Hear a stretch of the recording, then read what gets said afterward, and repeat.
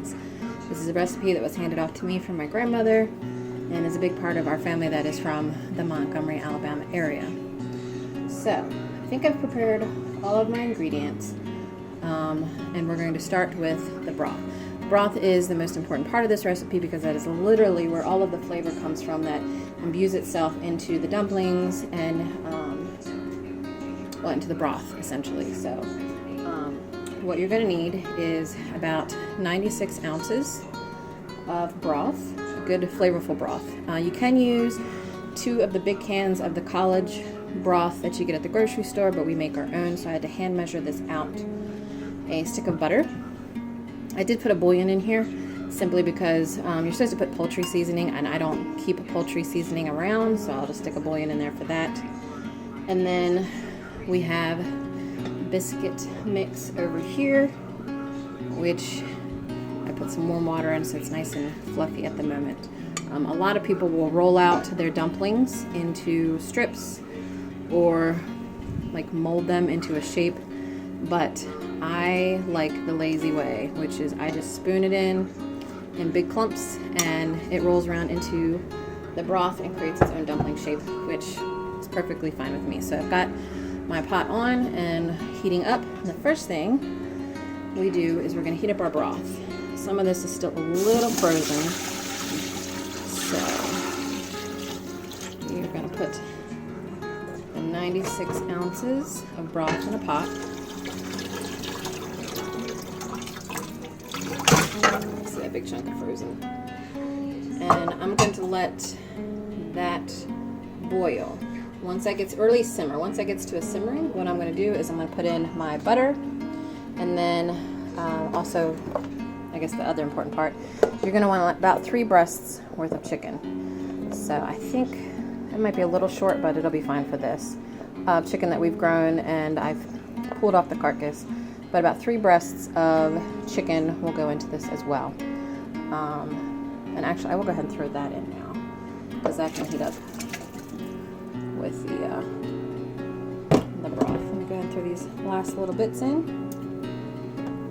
I do this in a bigger pot because I have a decent pot. I had this pot, but the decent pot is about half. And once the dumplings get in and it starts to rise, it really gets to the edge.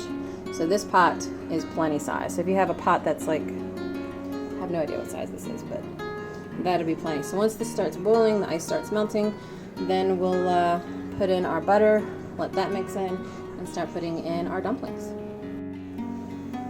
So it looks like our broth is nice and simmered.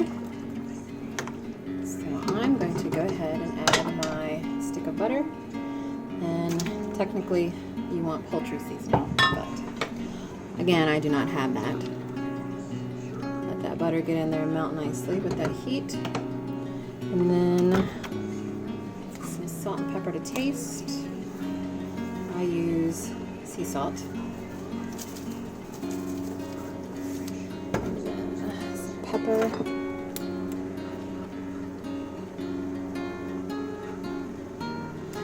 I would say this is enough to make, I'm trying to think. I mean, it makes a couple days worth of food for us, and we've got 3 adults, so you make a pot of this, refrigerate it, it lasts a while. You could freeze it.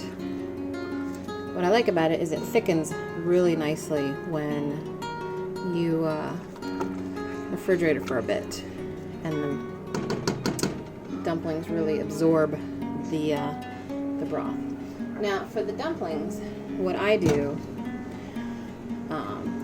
is this is 4 cups of like a biscuit mix, any kind of biscuit mix.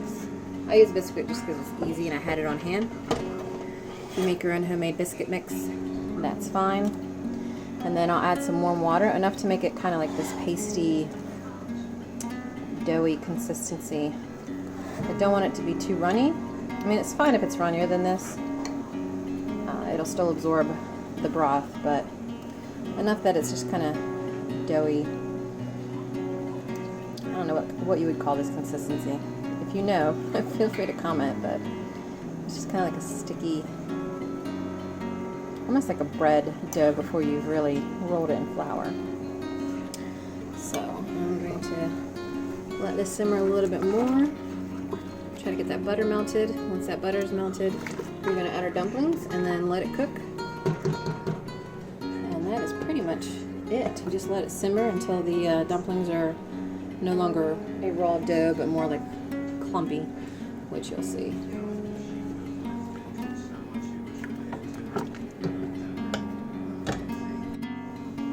So now that our butter is mostly melted, I'm going to start just taking big clumps of this dough, just dropping in. Just be careful not to splash yourself.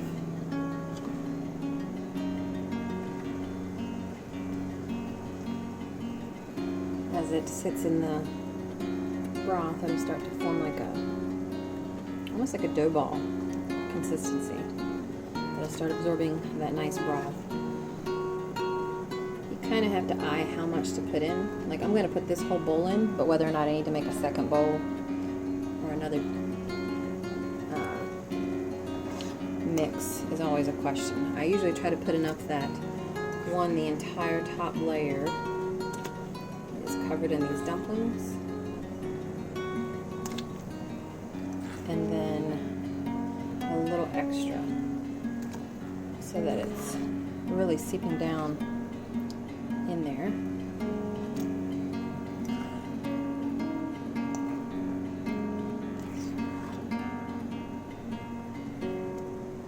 It's kind of like a drop dumpling, I guess. This is what they call this. It's probably better to use a spoon, but I'm using the fork that I used to mix it with the water.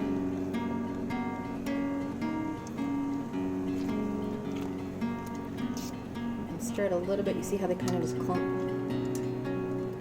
A little bit on the edge here.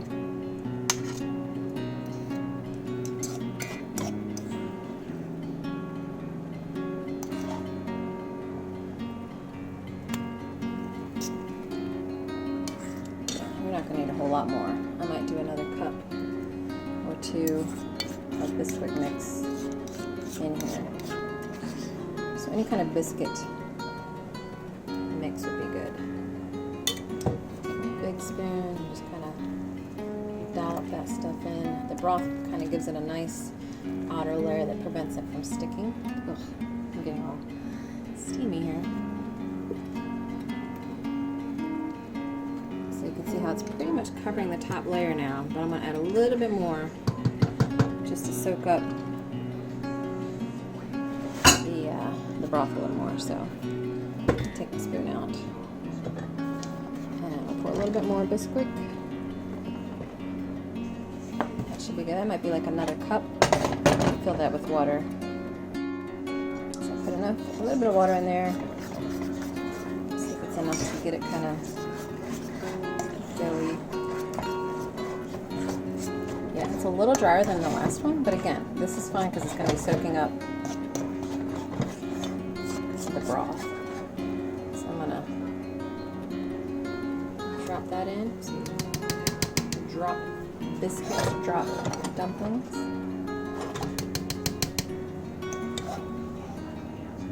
And this should be plenty. So you might take like 5 cups of any kind of biscuit mix. I'll get the better angles going.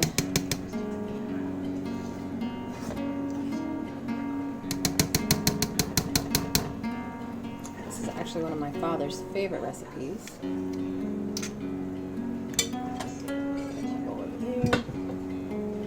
Alright, let's push these down in a little bit. Let them get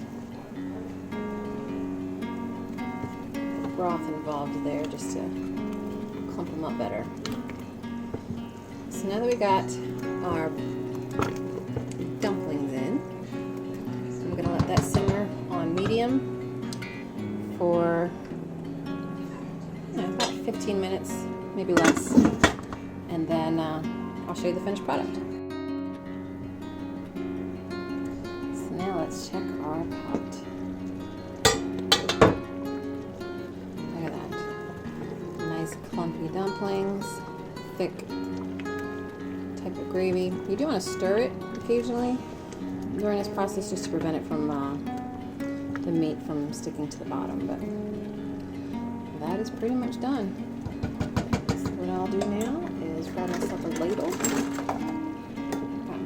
bowl right here. To see what that looks like. Nice homegrown chicken and dumplings, at least Alabama style. Turn this off, and I'm going to move it to a different burner just to make sure it doesn't burn, but there you go. Very simple and easy to make, very delicious, really stick to your ribs type southern cooking right there.